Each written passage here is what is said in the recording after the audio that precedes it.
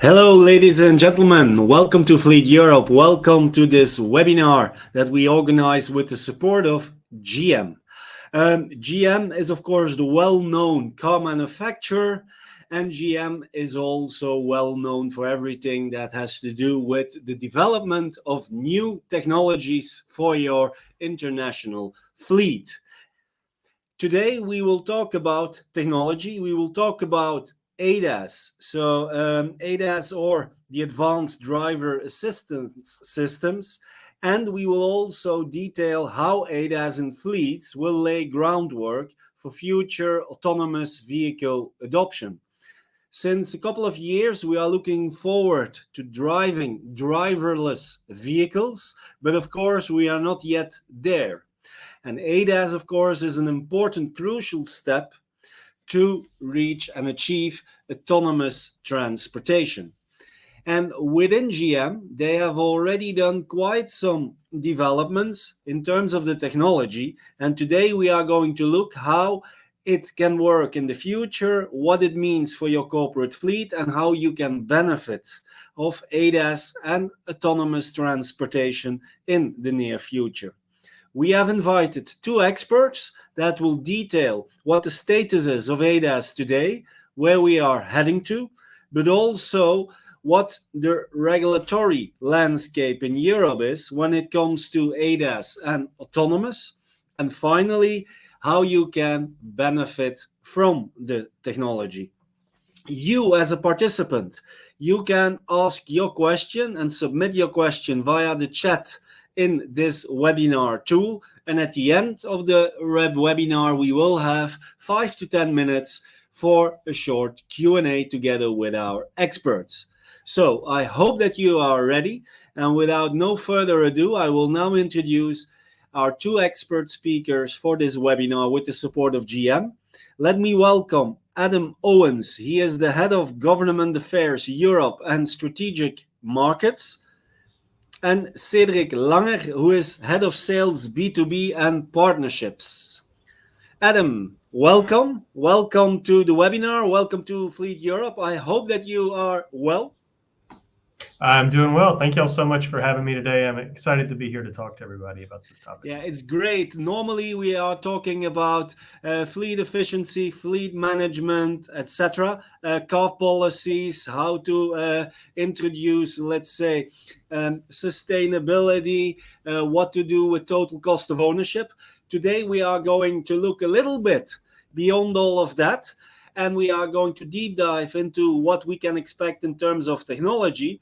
But Cedric, also welcome to you. If I'm correctly informed, the technology that you are developing and also the other car manufacturers will, of course, have a positive impact on those topics, as I mentioned, total cost of ownership, safety, and sustainability. That's right. Absolutely, Stephen. Thanks for having us. Thanks for having me. It's exactly that what we are going to present today. And I'm going to make the bridge across our re-entry, because some of the people might have heard that we are back to the market, and that's exactly where I want to walk you through, and then I'll hand it over to Adam on the specific core elements of the presentation. Thanks. Okay. Before that we start, just for the people in this webinar, and also for myself, it's always interesting, of course. Adam, can you briefly introduce yourself and your role within GM? Sure, can do. Everyone, Adam Owens. I'm the Head of Government Affairs for Europe and Strategic Markets, and the strategic market bits includes everything Central Asia, South Asia, and then Asia outside of China and Korea. So a little bit of territory to cover.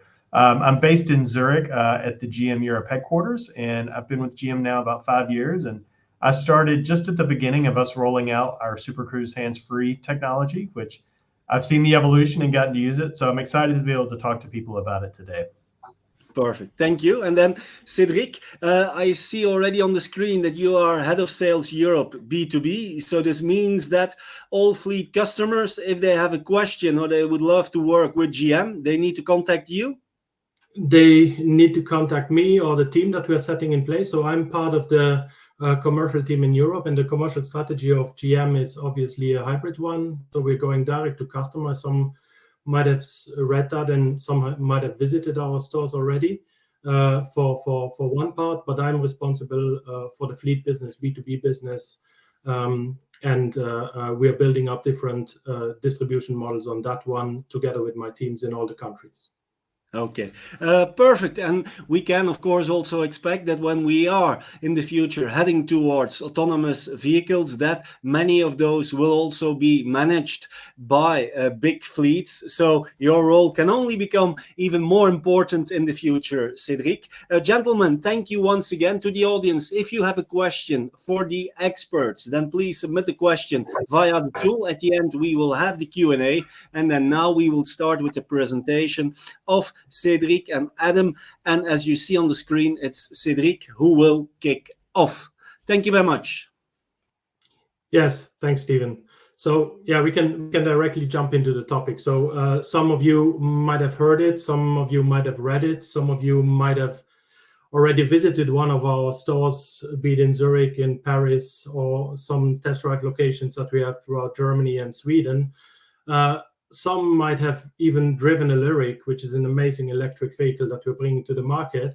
And the topic that we chose today is actually one that is very important to us, because as we are re-entering the market, it's super important for us to re-establish also the visibility on what General Motors in general is doing when it comes to electric vehicle technology, but also when it comes to ADAS technology. Yeah.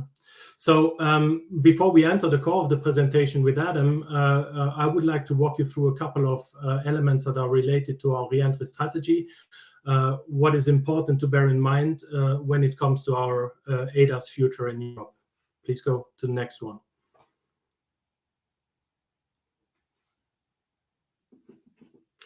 Yeah, so General Motors, and that's common knowledge, so has a much broader lineup in the US and globally than what we selected actually to be the re-entry strategy for Europe. So for Europe, we really decided to put the focus on the luxury premium segment with the Cadillac brand. Chevrolet, Buick, and GMC brands are in the global portfolio, and also putting the miles on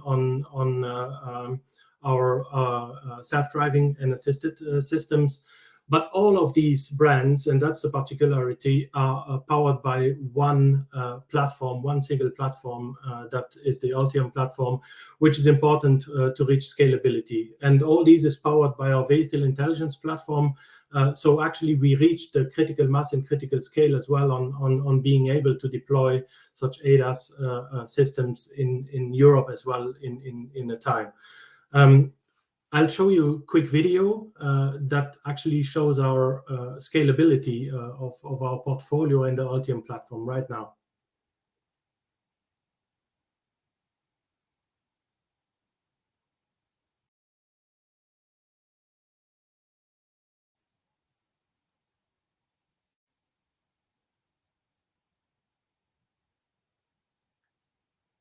Good, there's obviously no sound, so I'll comment, yeah.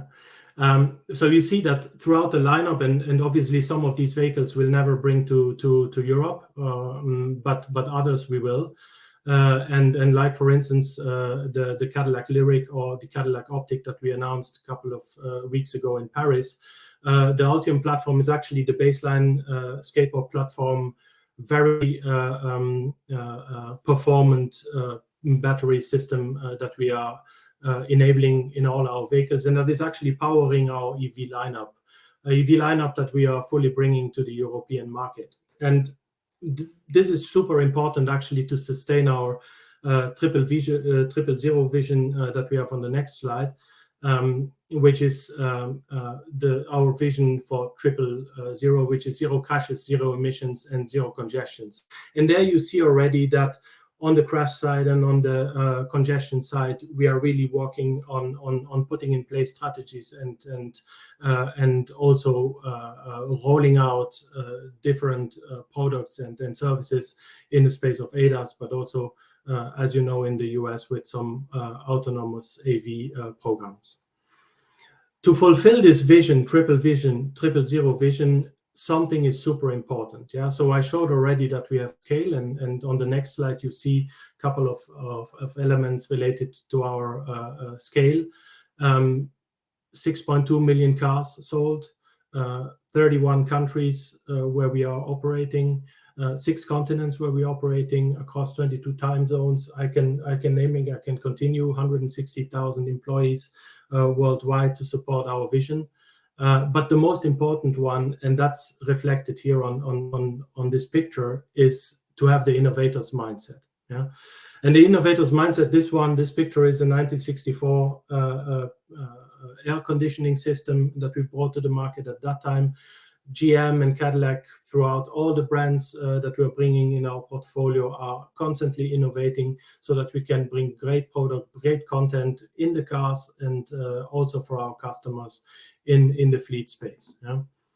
Now I'm going to hand it over to Adam, who's going to walk you through the core of the presentation, walking you in general introduction on ADAS, how it could look like and how the deployment will look like, what the adoption looks like in Europe already now, what we see and where we can take action, what you can actually already do to enable your business and to be prepared for the ADAS and future AV world.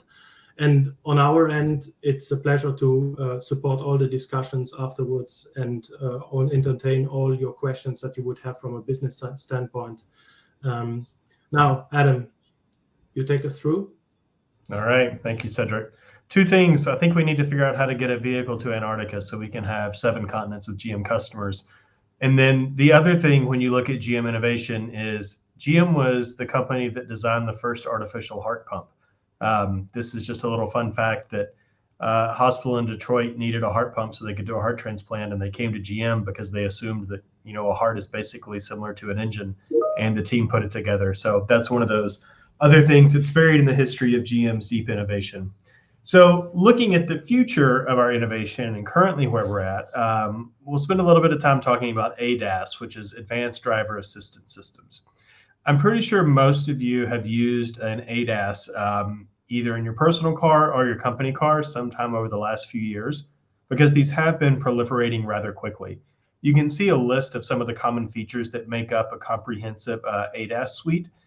Some of these started as convenience features and innovation features that companies added on to their vehicles to attract more customers. And over time, some of them have actually become regulatory requirements from governments. As we look at things like automatic emergency braking, that's one that has been built in. So as we looked at all this, we thought, how can we take all of these systems and package them together into something that becomes a really convenient and useful system for our drivers to use? And you're probably wondering, why is a government affairs person talking about this? And that comes down to the fact that, as I'll cover a little bit in more depth later in the presentation, is there's not a regulatory framework that allows for hands-free, eyes-on driving assistance systems here in Europe yet. So part of my role with the company here is helping get this regulation passed so that we can bring this technology to market. So you'll hear me give this talk today, and it's the same conversation that I have with policymakers to help them understand what the capabilities are. So if we go to the next slide.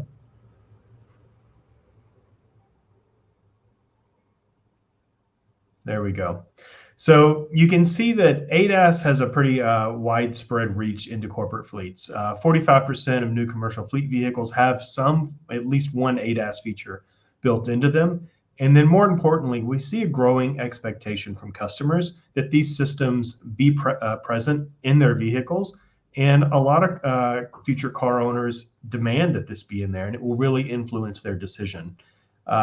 You can see some of the higher adoption rates there. I think you can probably ascertain that these 3 countries have customers that demand this more so than others.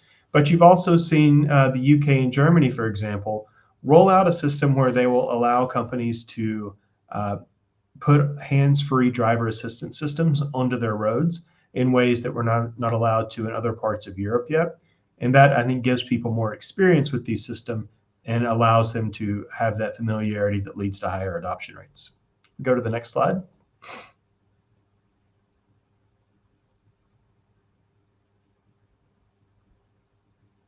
So when we talk about these systems, you've seen the list of them. You've all experienced them at some point. But the thing we always get across to folks is it's not just one system. I mean, you'll hear folks talk about, they have a little unsurety about how the systems work, and is there one single point of failure? And we really do try to build in redundancy here. And you can see on this graphic just the viewpoint that the car has around itself from all different types of sensors, whether it's cameras, radars, LiDARs, which are using lasers to measure distance and make sure that the car is keeping itself in a safe position. And then all this goes into a central data processing unit that can then turn all this into useful data, such as the warning light in your side view mirror that tells you there's someone in your blind spot and that you shouldn't change lanes, and the beeping that happens when you're about to hit something in your car. The other bullet here that I want to talk about a little bit is 5G and vehicle to everything. This is really about cars being able to communicate with everything around them. One thing I'll point out, though, before I go into this any further is as we design our systems, for example, our Super Cruise system, that is our hands-free system, is all the way up to our fully autonomous vehicles that we have through our subsidiary Cruise Automation, we make sure that those systems can work with or without connectivity. I don't think we'll ever be in a world where vehicles traverse roads where there is 100% connectivity. So we build in that redundancy so that these vehicles can operate off the grid if they need to. But the future of this V2X technology is pretty interesting because it gives us the ability to potentially build in communication systems. So say a vehicle, 3 or 4 vehicles in front of you has a hard braking event. It can communicate back to cars behind it in a way that the car will be able to know that it needs to slow down before you as the driver are able to see what is happening up there. And this, combined with the other safety systems like advanced emergency braking, really can lead to fewer accidents in the future. Next slide, please.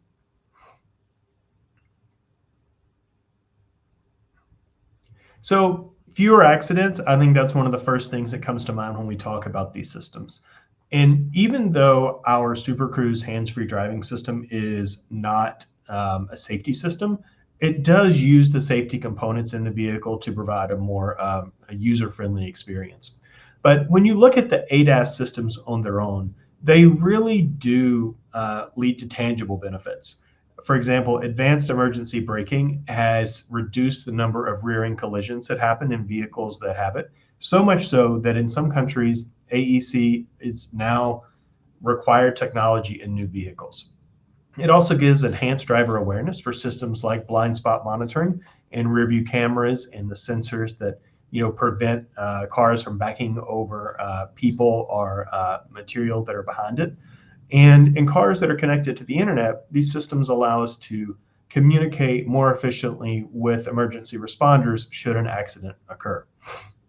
When you look at efficiency, we all know that using cruise control can help you, drive more efficiently and get higher gas mileage. Same thing with optimized routes is building this technology in helps cars learn where, congestion routes are and how to get around that. And then, I think one of the big parts here is driver satisfaction. For those of us that do spend a lot of time in cars, it's important that we actually enjoy being in there. And one thing that we see coming out of more deployment of these driver assistance systems is reduced fatigue and increased comfort. I think anyone that's ever used adaptive cruise control on a long road trip understands how that system makes it easier for you to complete that trip and leaves you feeling less tired at the end. And I have a stat I'll share at the end of this presentation about how combining that with a hands-free, eyes-on level 2 system reduces fatigue even further. So we'll go to the next slide.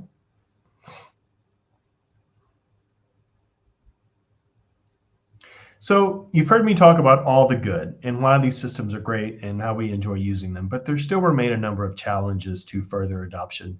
Technical is one of them. As we put more sensors on cars, those cars have to be able to take all that data and turn it into something useful. As we look at the regulatory landscape, this is one where innovation is outpacing regulation. For example, here in the EU, there is no harmonized regulation across all 27 member states that allows companies like GM to employ hands-free, eyes-on systems. So we can't roll out this new technology that we have, even though we've been able to do it in the US for a number of years now. This is one of those things where it really is important to inform stakeholders such as yourselves about this so that you know what's possible and what's not possible, and also so that you can communicate to regulators that you may interact with or government officials that you may interact with that this is a technology that is beneficial to you and one that you would like to see be allowed to be used on a broader scale. And then the other one I'll touch on here is driver resistance. I think a lot of people still don't trust the systems that are built into these vehicles because it is a change of behavior for you to rely on a car to do some of the driving, when for most of us, that is something that is really new in our driving history, something we've only been able to do for the past 5 to 6 years. And that's part of the reason we have conversations like this, is to help people understand what the capabilities of these vehicles are, and also why we do a number of demonstration events to get policymakers in vehicles so they can actually see how the vehicles function. And I think fleet customers, there's a unique role you can play here as we bring out these more advanced driver assist systems like our hands-free system, Super Cruise, that you can get experience with this technology, and then you can help folks understand what it's capable of and what it's not capable of. We see these new systems coming out as paving the way for greater acceptance of fully autonomous vehicles in the future. And the only way I think we will have widespread adoption of AVs is, yes, you need a regulatory framework to allow that, but you also need customers that are excited about the technology and that want to use it. And part of that is understanding incrementally what vehicles can do and why you should trust them at some point to eventually take over all the driving operations. We'll go to the next slide.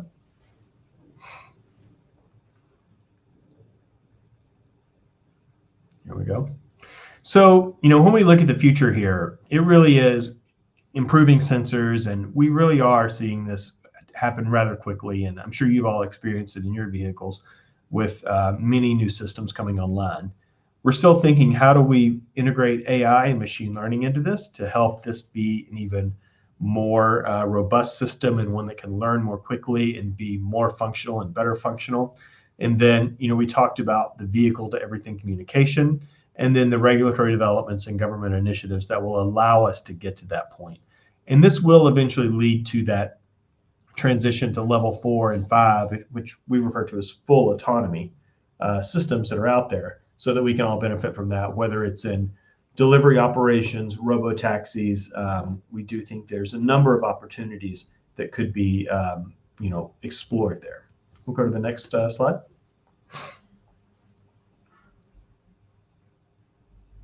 So what can you do to prepare your fleet for having these types of hands-on systems?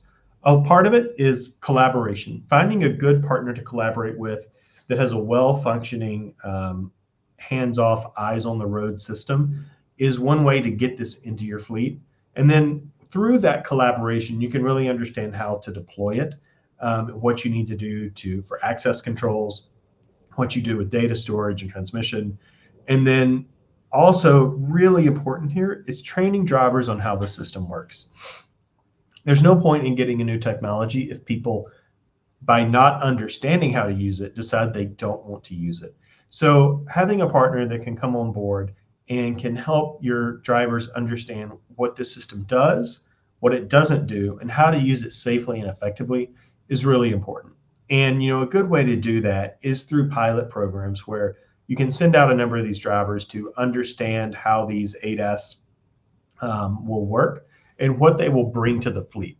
But that's also really important for us as a company delivering these solutions so that we can get that real-time feedback and put it into our development cycle so that we can fix any issues that arise, or if there are situations we had not thought of or convenience factors we had not thought of, y'all can tell us that so we can make it an even more attractive solution for the fleet customers. And then again, it's keeping up with that regulatory review and making sure that everything stays in compliance with government regulations. So go to the next slide. So I mentioned this earlier that, there's not a harmonized regulation yet that allows this. There are a few different standalone options out there, but nothing that would allow us to bring a vehicle equipped with Super Cruise to Europe today and turn it loose in all 27 member states. You have seen companies like BMW and Ford that have worked with a couple of member states at a national level to get national level specific approvals to operate level 2 hands-off systems in those countries. But that is a piecemeal approach. And while it's welcome in that it gets this technology out there and lets people become more familiar with it, it is still a significant burden on companies to be able to go and have to do that in every single member state to get that approval. It also doesn't allow fleets to adopt this technology across multi-country operations in ways that would really be beneficial to you. And I mean, yes, us being able to sell this technology across the EU would be helpful. But as we talk about this from a fleet perspective, you being able to get a vehicle, say in Belgium, that has a Super Cruise system on it, and then drive it through the rest of the EU and not having to worry about where you can deploy it, that's where the real benefit comes in, and one that I think we need to remind policymakers of, that this also has hurdles to greater business expansion in the way that companies operate, as opposed to us just being able to bring a new technology to the market. So we are working with the EU now to come up with a harmonized regulation.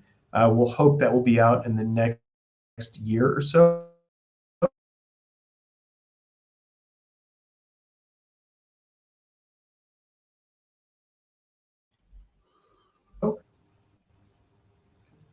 Adam, can you hear me? Yes, can you hear me? Yeah, there was a bad connection, but I think that we have you back. So you were, I lost you, and so I assume also the audience, when you mentioned that you were working with the EU on a more harmonized regulatory environment and that you hope to come out with something in the next years? Yes, in the next year to year and a half. Okay, good. So you can continue. Okay, thank you. Sorry about that. We'll go on to the next slide, please.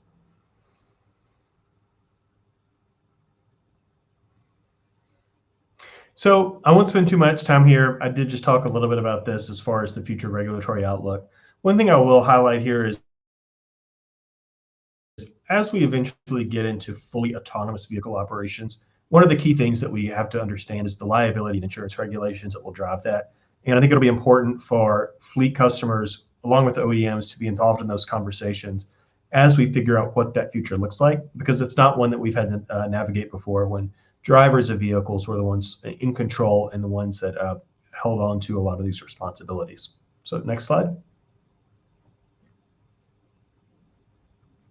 So again, getting regulation ready, it wouldn't be a conversation with a government affairs professional if I didn't tell you to go engage with stakeholders. So go engage with your members of parliament, both at the national level and the European level, to let them know that this is something you're interested in. And then, collaborate on standards with us. This is one of those where developing standards is always useful if we can do it together and do it right from the front. It makes it easier for us to provide new technologies in the future. And then next slide.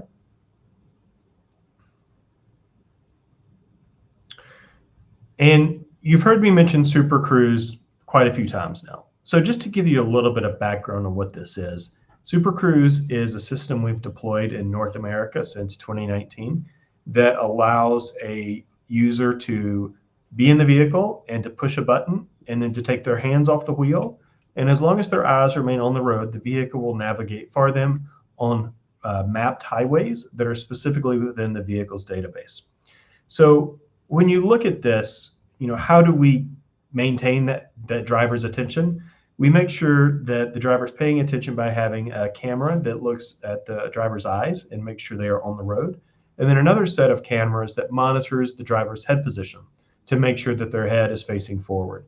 So we've built all this in so that if a driver is not paying attention, the system will issue a series of warnings and then eventually disengage and slow the vehicle to a stop if the driver is not actively able to take control of the system.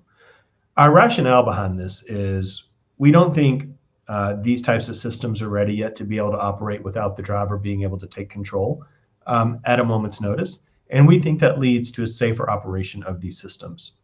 And, as you look at this, in the US, vehicles have driven with Super Cruise engaged for over 250 million kilometers with no accidents attributed to the system.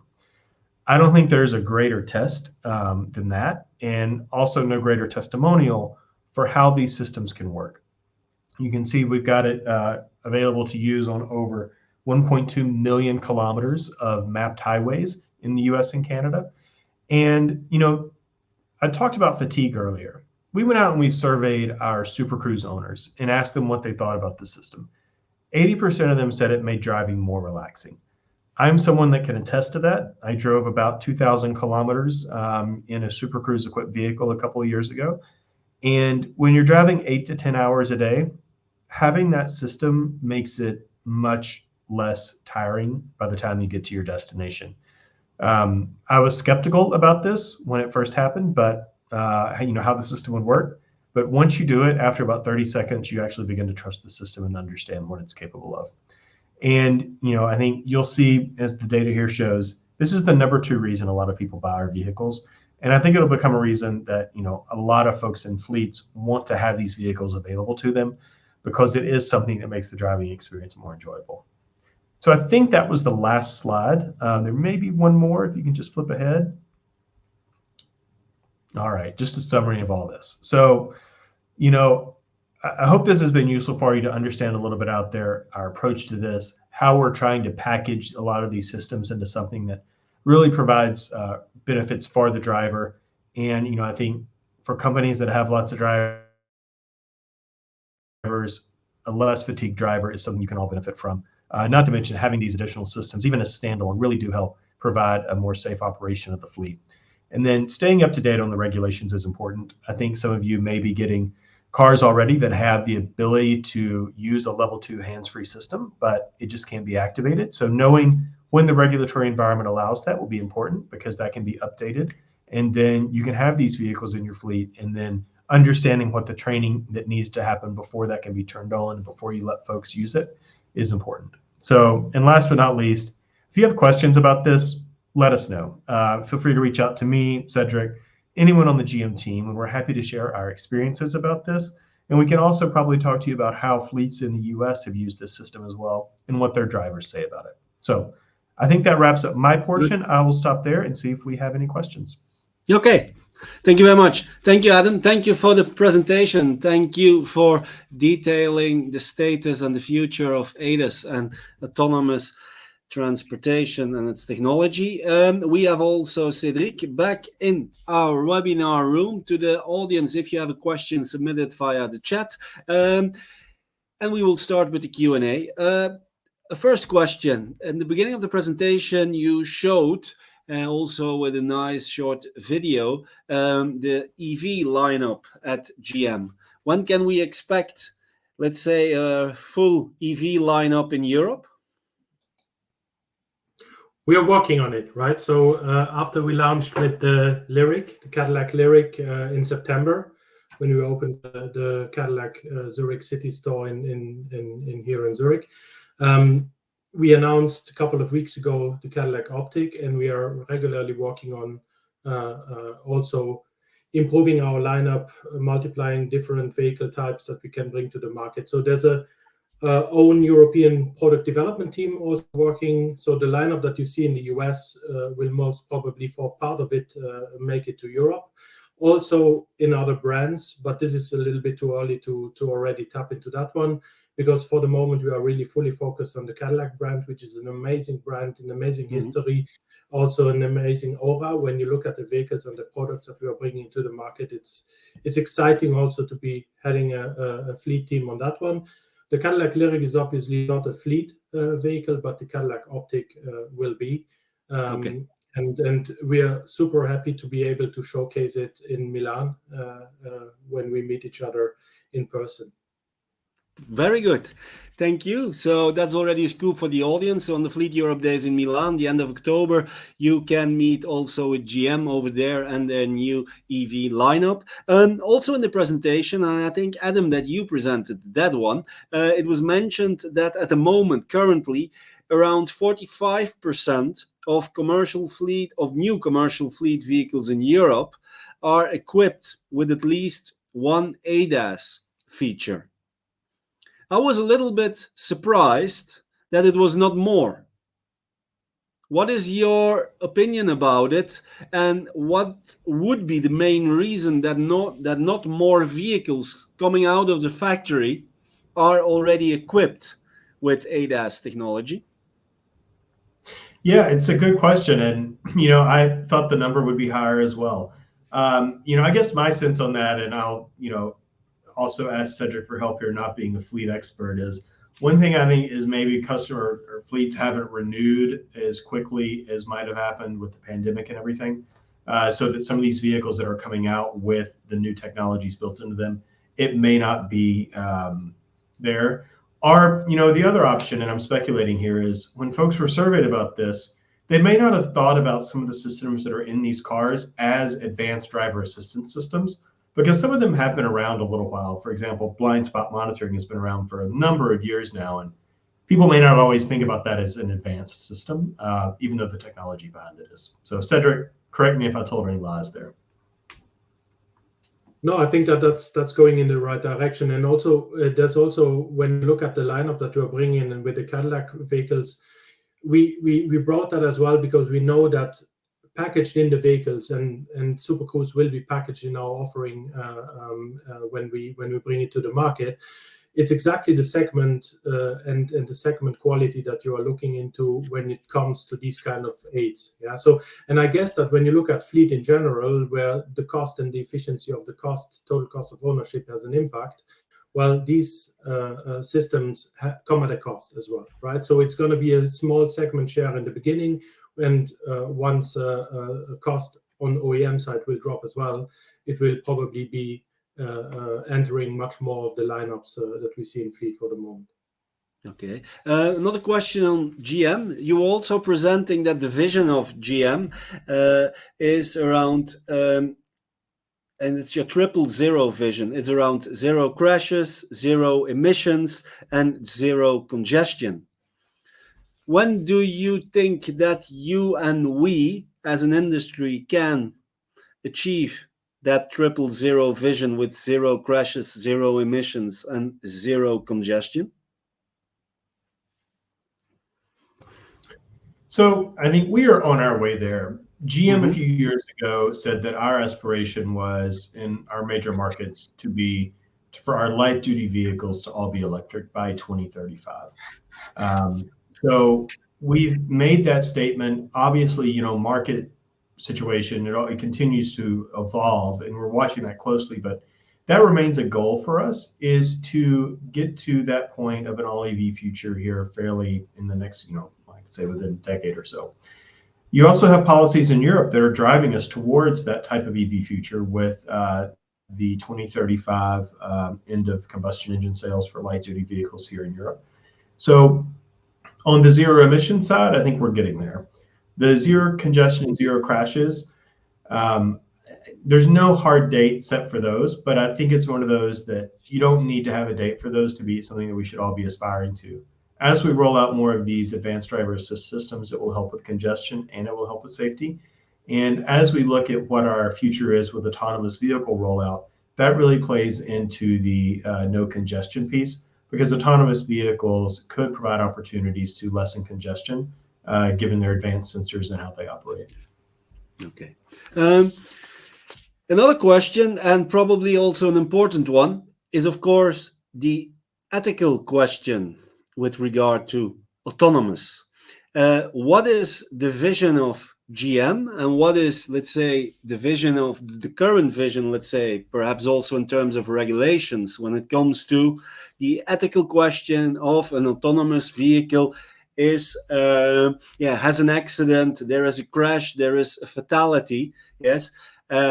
What is, let's say, the ethical consequence, the liability, and so on? Can you detail a little bit on what the position is today and what you are thinking will come into play in the upcoming future? So this is one of those where I think it's really important that we work with regulators, politicians, and then customers on that to determine what that looks like. I am not someone that's going to sit here and tell you we have that all figured out yet. We're certainly working on it. We've been able to develop frameworks in the US that allow us to deploy these systems in ways that get to some of those situations. You've also had countries like the UK really, passing advanced legislation that lays this out of where those liability frameworks lie. So as we look at that, we take all that into consideration as we determine where do we roll out vehicles, how do we do it safely. And I guess that's the point I really want to drive home here is we know AV is new technology, and we know there are new challenges that come along with it. And we will only deploy this once we determine that it is safe to operate and that we can do it in a way that allows us to put it out there and deliver new technology in a good way for folks. Mm-hmm. Okay.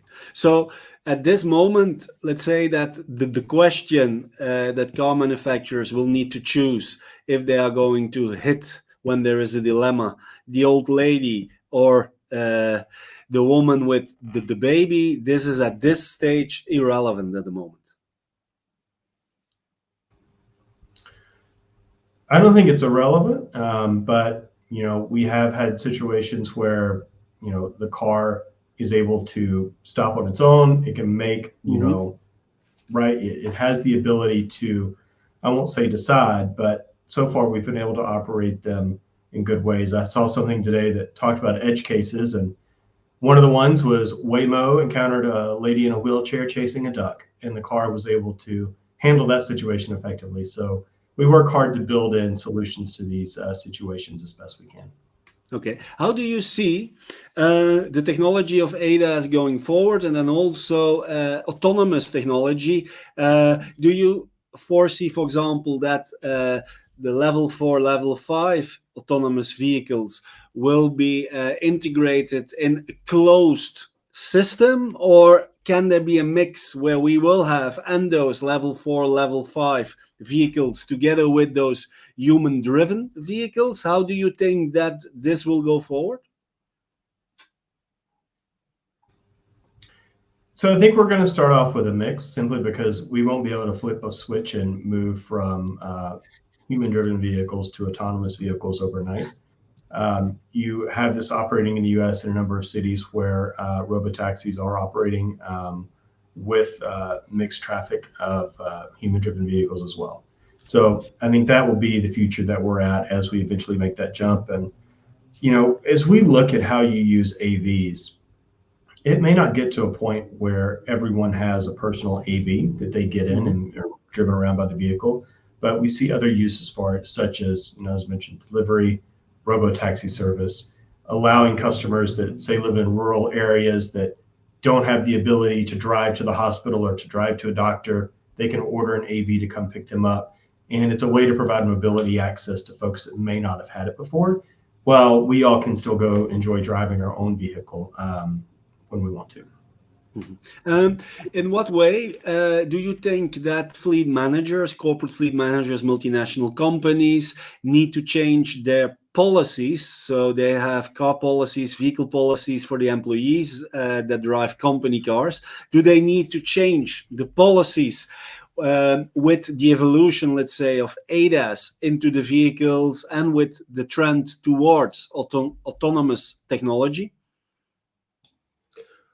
Well, that at the end of the chain will need to be implemented for sure. But I think that, as Adam emphasized a couple of times, we are not even there yet to decide that one on car policy level. I think that there's many steps ahead and this is why we decided to enter the first time this kind of format here with this topic as well, is to reach out to potential partners, to reach out to potential customers, to reach out to interested fleet managers, to actually step up and collaborate, develop strategies together, and also see where that future will lead. Yeah, so I think that's the most important takeaway for both Adam and myself when it comes to fleet. And I'm not there yet expecting out of this call that everyone would change the fleet policy, but I hope that we interested people to get in touch, learn on what great things we've been doing in the US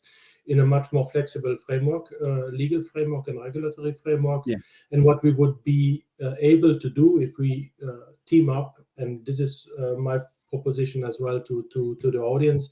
Reach out to the team, to our team, and let's discuss these kind of technologies more thoroughly to your fleet, and how we can help and how we can actually team up to make regulatory movements go faster. Because that is one of the main challenges. It's everything that has to do with politics, with policy, with the regulatory environment. And for sure in Europe, where we have so many countries, if you compare it to North America, where you only have the US, let's say, perhaps Mexico and Canada, I can imagine that is a little bit easier, although that probably also from state to state, there might be some differences. But okay, I can imagine that here in Europe, the puzzle is much more complex. Okay. A final question that I have, and that is more linked to a question for the both of you. How do you think that ADAS and the technology as we see it for the future is going to change our travel and consumption patterns when it comes to mobility? Will it have a big impact, you think?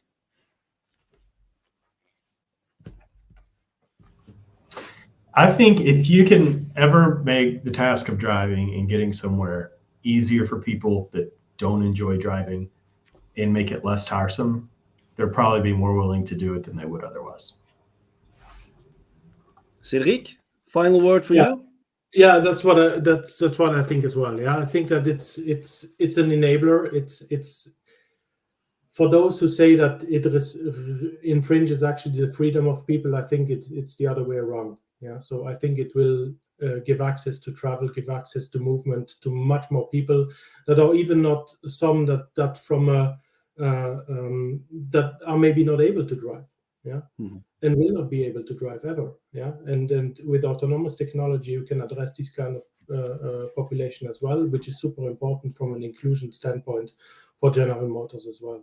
And okay, thank you very much. Thank you, Adam Owens. Thank you, Cédric Langer. Thank you for the insights. Thank you also to GM for supporting this webinar. What have we learned today? We have learned that it's time to embrace ADAS. It's time to embrace the evolutions of vehicle technology. We don't need to be afraid, and we need to collaborate. If you are interested to know more about these types of technology, you can always reach out to Fleet Europe and or to GM. And as mentioned by Cédric, you will have the opportunity to meet with GM, also the latest vehicle technologies at the Fleet Europe Days that we organize on the 23rd and the 24th of October in Milan, Italy. And for the rest, I hope that you enjoyed the webinar, and I will see you at the future initiative. Thank you very much for being with us.